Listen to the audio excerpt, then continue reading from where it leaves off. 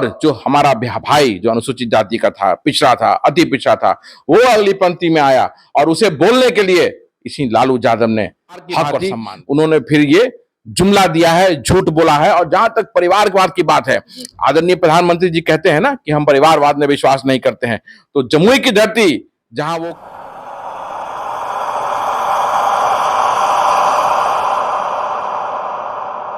नमस्कार, आप देख रहे हैं ND24 और मैं हूं आपके साथ करुणा तिवारी। इस वक्त हमारे साथ मौजूद हैं बिहार कांग्रेस सेवा दल के अध्यक्ष आदित्य पासवान।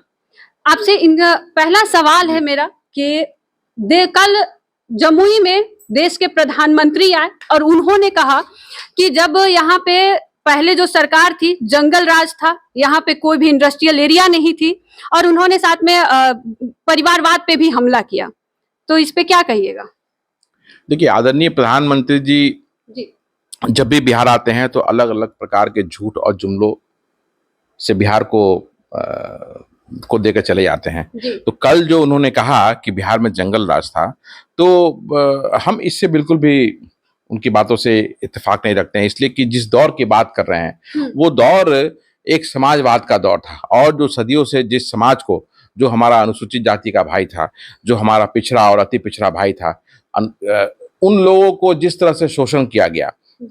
एक दौर था, जब याद कीजिए कि गांव में जब कुआं पे लोग पानी लेने चला जाता था, अनुसूचित जाति के हमारे भाई चले जाते थे, तो उन लोगों को अछूत बोल करके, नग्न करके पूरे गांव में घुमाया जाता था।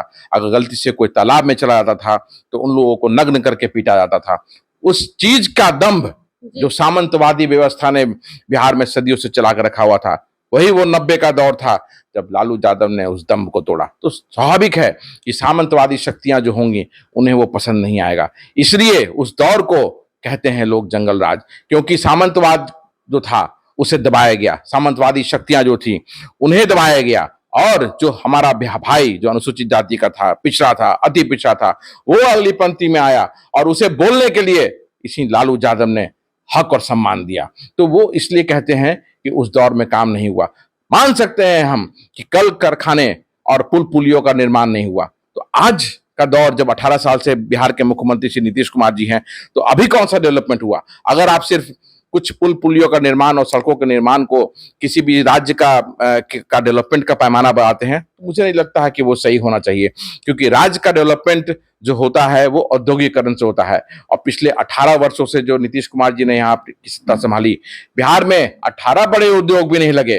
और जो कांग्रेस की सरकार के समय जो चीनी मिलें थी, भागलपुर में जो सिल्क उद्योग था, पूर्णिया के रीजन में चलिए जब मक्के की खेती जो वहां होती थी, बिहार में जब जूट मिलों का जो जाल बिछा हुआ था, डालमिया नगर था, वो सब सिक हो गए और उसको भी ये सरकार रिवाइव नहीं कर पाई। और आज प्रधानमंत्री जी आके बिहार की धरती पर जुमला कहते हैं कि बिहार में जंगल राज था। हम मानते हैं कि उस दौर में वो समाजवाद का दौर था। और जैसे मैंने कहा आपको कि कल कारखाने और पुल पुलियों का निर्माण नहीं हुआ, लेकिन जो हमारा भाई जो पिछली पंक्ति में बैठ करके उसका दमन किया जा रहा था, उस दमन को बंद किया गया। तो ये हर समय की भांति, हर बार की भांति उन्होंने फिर ये जुमला दिया है, झूठ बोला है। और जहां तक परिवारवाद की बात है, आदरणीय प्रधानमंत्री जी कहते हैं ना कि हम परिवारवाद में विश्वास नहीं करते हैं, तो जमुई की धरती जहां वो अपने लोकसभा का जो कार्यक्रम का शुरुआत करने के लिए गए थे, वो वहां से कौन लड़ रहा है? अरुण भारती के जीजा है। अरुण भारती चिराग पासवान के जीजा हैं। उनकी क्वालिफिकेशन क्या है? उनकी क्वालिफिकेशन सिर्फ यही है कि रामविलास पासवान जी के वो दामाद हैं, चिराग पासवान के बहनोई हैं। और नहीं क्या लोक जनशक्ति पार्टी के पास कोई और व्यक्ति नहीं था कि जिसे वो जगह दे देते?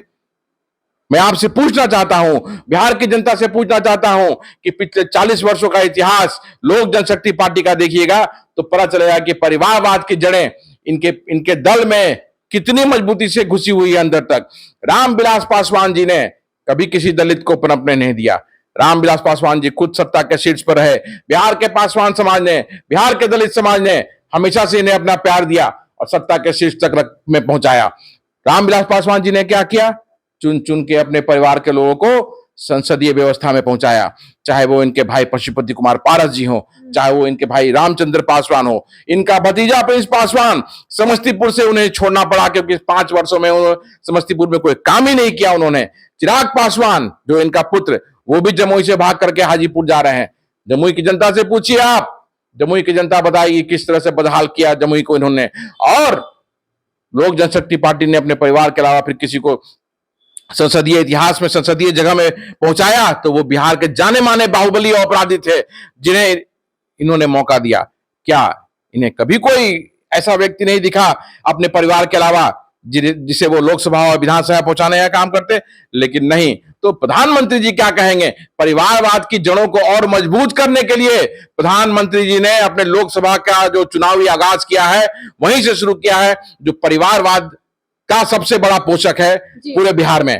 तो प्रधानमंत्री जी ने ये बार बार साबित किया है कि प्रधानमंत्री जी जब बोलते हैं झूठ बोलते हैं, प्रधानमंत्री जी जब बोलते हैं जुमला फेंकते हैं। याद कीजिए 2015 का चुनाव, जब प्रधानमंत्री जी आए थे और उन्होंने कहा था कि मैं बिहार को 1 लाख करोड़ का पैकेज देता हूं। आज तक वो बिहार का वो पैकेज जो है दिल्ली से चला होगा लेकिन बिहार तक नहीं पहुंचा, क्योंकि अगर बिहार तक पहुंचता तो माननीय मुख्यमंत्री बिहार नीतीश कुमार जी उसका लाभ लेते और बिहार को औद्योगिकरण की राह पे लेकर निकलते। आप इनका नीतीश कुमार जी का ड्रामा देखिए किस तरह से करते हैं। ये बिहार में बिजनेस कॉन्क्लेव बार बार किया गया लेकिन आज तक निवेश जो है वो शून्य रहा। तो ये बताता है कि जिस तरह से मुख्य प्रधानमंत्री जी जुमलेबाज हैं, नीतीश जी भी जुमलेबाज हैं। तो सर वो सीधे वार किस पे करना चाहते हैं कि देश को कौन लुटाए? क्योंकि एक तरफ चुनावी बॉन्ड भी है जो मामला सामने आया है, तो क्या ये स्कीम नहीं है पूरे देश के लिए? देश को लूटा तो जिस तरह से भारतीय जनता पार्टी ने पिछले 10 वर्षों में है, आज इतिहास गवाह है कि पिछले 70 सालों में इतनी बड़ी लूट कभी नहीं हुई। आज देखिए इलेक्टोरल बॉन्ड के नाम पे किस तरह से भारतीय जनता पार्टी भ्रष्टाचार का खेल खेल रही है। अब मैं आपके माध्यम से बिहार के लोगों को और देश के लोगों को यह बताना चाहूंगा कि इलेक्टोरल बॉन्ड एक भ्रष्टाचार का ऐसा टूल है जिसे भारतीय जनता पार्टी ने बड़ी बेशर्मी से इस्तेमाल किया। आप किसी एक कंपनी पे छापा मारते हैं और ठीक उसके 1 हफ्ते के अंदर ही वो कंपनी इलेक्टोरल बॉन्ड लेती है, तो इसका मतलब क्या है कि वो कंपनी गलत थी तभी उस पर छापा मारा गया। और आप उससे अगर पैसे ले रहे हैं इलेक्टोरल बॉन्ड के माध्यम से तो वो कंपनी गलत है तब वो पैसे दे रही है और आप उसको फ्री अगर छोड़ दे रहे हैं तो भ्रष्टाचार में उस कंपनी के साथ आप साथ के सहभागी हैं। तो भारतीय जनता पार्टी जो है इस देश की अपराधी है और electoral bond Bharatiya Janata party ने शुरू किया है। ठीक है, हम मानते हैं इस चीज को कि पारदर्शिता इससे हो रही है, लेकिन पारदर्शिता का मतलब यह नहीं है कि आप कंपनियों पे जबरदस्ती छापा मार के उसे मजबूर करें कि वो पैसे आपको दें। और किस तरह से ये खेल हुआ है, एक नहीं 85 कंपनी ऐसी है जिन्होंने छापे के बाद पैसे दिए और उसमें वो एक कंपनी भी है। आज देश के लोगों को जानना चाहिए कि कोविड के दौरान जिसने वैक्सीन दिया, 250 रुपए की वैक्सीन के लिए दुगनी कीमत सरकार ने अदा की है और इलेक्टोरल बॉन्ड के माध्यम से 85 करोड़ रुपया भारतीय जनता पार्टी की सरकार को उस कंपनी ने देने का काम किया है। तो क्या प्रधानमंत्री जी इस पर जवाब देंगे कभी, या भारतीय जनता पार्टी के हमारे मित्र इस पर जवाब देंगे कि कोविड में जो वैक्सीन जबरदस्ती लोगों को दे दिया गया वो ऐसा क्यों हुआ? अच्छा, एक तरफ आप बीते कुछ सालों पहले पासवान रेजिमेंट की आपने मांग की थी, लेकिन अभी तक इस पे कोई भी प्रतिक्रिया नहीं आई है। तो इस पासवान रेजिमेंट को बनाने के पीछे आपके जो तार्किक जो मकसद क्या है? देखिए पासवान हमारा समाज जो है ना, पासवान समाज जो बिहार का है, दुसाध समाज है जो बिहार का, वो एक मिलिटेंट कास्ट है और हमारा समाज में रक्षा करने का बहुत पुराना इतिहास है और हमारी जड़ें शुरू होती हैं राजस्थान से। वो हमारी जड़ें तब जाती हैं कि जब मुगल देश में आए और हमने मुगलों से लंबी लड़ाई लड़ी। और मुगल क्या करते थे, जब उस वक्त पासवान कैसे अलग अलग प्रदेशों में गए, मैं उसकी एक छोटी सी कहानी है, मैं आपको बताता हूँ जो इतिहास के पन्नों में भी है। आजकल के बच्चे या जो हमारा समाज है जो इस चीज के बारे में नहीं जानते हैं, उन्हें जानना चाहिए इस चीज के बारे में कि जब मुगल आए हमारे यहाँ राजस्थान में, उन्होंने क्या किया कि जब हमारे बेटियों की शादी होती थी, बहनों की शादी होती थी, तो उन्हें डोलियों से ही उठा लेते थे वो, और उनके साथ एक रात व्यतीत करना पड़ता था, तब वो उन्हें छोड़ते थे। तो हमें अपने अस्मिता से बहुत प्यार था, उसके लिए हमने लड़ाई लड़ी। लेकिन जब मुगल चूंकि बहुत बड़ी संख्या में थे तो हमने क्या किया, हम सुअर पालन की तरफ चले गए। और जब हमारे बच्चियों की, हमारी बहनों की शादी होती थी, उस पालकी में सुअर के बच्चे रख देते थे। तो उस वक्त सुअर जो होता था, उस सुअर पालन को लोग हे दृष्टि से देखते थे। तो मुगलों ने हमसे किनारा कर लिया और सुअर रखने के कारण वो हमारे बच्चियां हैं, हमारी बहनें जो हैं, फिर वो सेफ हुई। तो हम लेकिन फिर वहां से अलग अलग प्रदेशों में विस्थापित होते चले गए। बिहार में बड़ी संख्या में हम आए, उत्तर प्रदेश में आए, बंगाल में, उत्तराखंड में, मध्य प्रदेश में, अलग अलग जगहों में हम चले गए। और 1757 में जब मुगलों की से लड़ाई हुई थी हमारी, तो मुगल पराजित नहीं हो रहे थे। तो विशेषकर बंगाल में, जब वो बंगाल प्रेसिडेंसी हुआ करता था 1757 में, फिर दुसादों को वहां पे सेना में भर्ती किया गया और पासवान रेजिमेंट का गठन भी हुआ। बाद में वो खत्म हो गया। तो हम बड़ी संख्या में हमें भर्ती किया गया और उसके बाद हमने मुगलों को पराजित किया। और जी, जो अभी लोकसभा का चुनाव है, तो लोग, जो जनता है, क्या सोचकर भाजपा को वोट दे, बीजेपी? कि मैं आपके माध्यम से पूरे देश के लोगों को, बिहार के लोगों को ये कहना चाहूंगा कि जब आप ईवीएम का बटन दबाने जाएं, तो आप, हमारा वो साथी, मजदूर भाई, जरूर एक बार याद करें वो कोविड का वो दौर, कि जब उसे बिना किसी इंतजाम के अलग अलग प्रदेशों में छोड़ दिया गया था, लॉकडाउन लगा करके, और मजबूर किया गया था कि पैदल और साइकिलों पे अपने प्रदेश को आए। और उसमें बहुत सारे लोग अपने प्रदेश तक नहीं पहुंच पाए और उनकी रास्ते में ही मृत्यु हो गई। मजबूर कर दिया गया था उन्हें कि वो भूखे रहें, और दिनों दिन तक वो भूखे रहे। कितने लोगों ने सुसाइड कर लिया।